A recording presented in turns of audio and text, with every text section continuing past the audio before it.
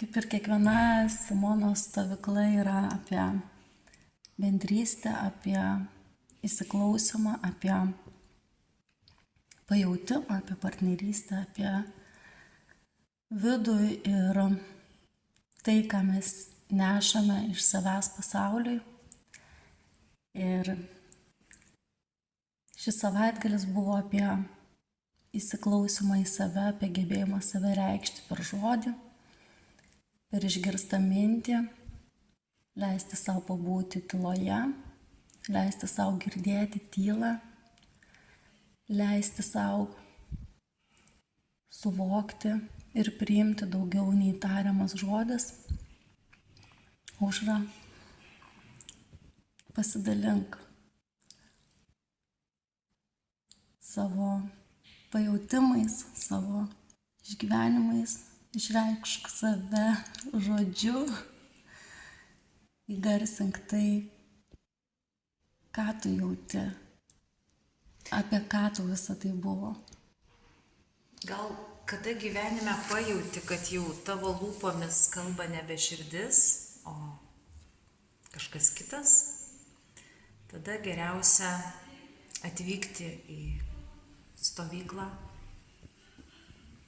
kartu su kitom moterim, vėl sugrįžti į save, pasijusti moterim, pasijusti galingą moterim, deive, karalienę, pradėti daugiau juoktis, pradėti daugiau kalbėti širdies, suvokti, kas dedasi tavo širdyje ir pasidalinti tuo su kitomis, išgirsti, kad visos moteris yra tavo širdies draugės ir visos jaučia tą patį ir visos esam iš vienos pusės skirtingos, iš vienos pusės tokios pačios ir pabūti šitoje bendrystėje su visomis, pasidalinti, sugrąžina tave į tą tikrąją aš, kurią kartais labai lengva prarasti šiame pasaulyje. Tai dabar aš jaučiuosi tikroji aš. Ir iš tavęs sklido meilė, tiesa, vidinis žinojimas ir tas stiprus jausmas, kuris ne tik tais siekia rankos atstumu, bet norisi apkabinti ir nieko nesakyti, tiesiog parodyti, kad aš apie tą patį, aš su tavim, tavo žodžiai liečia mane ir kartais aš jaučiu tai, bet taip gerai tą įvardyji, tai tikriausiai reikia laiko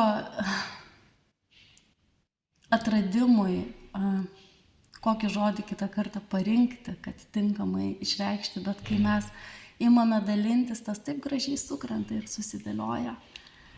Ir tampam vienas kitų mokytojas, išpildytojas, įgarsintojas, bet viskas apie tą patį juk.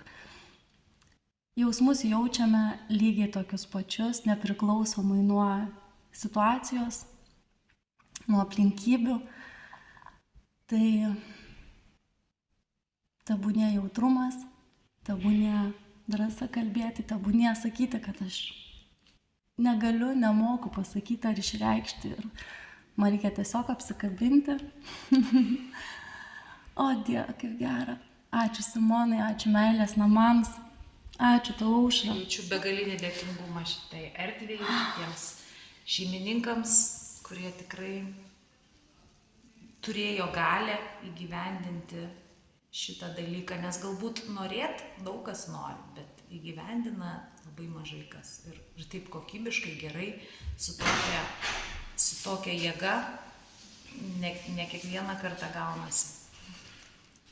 Tebūnie mintis, žodis, veiksmas, nuostabus pavyzdys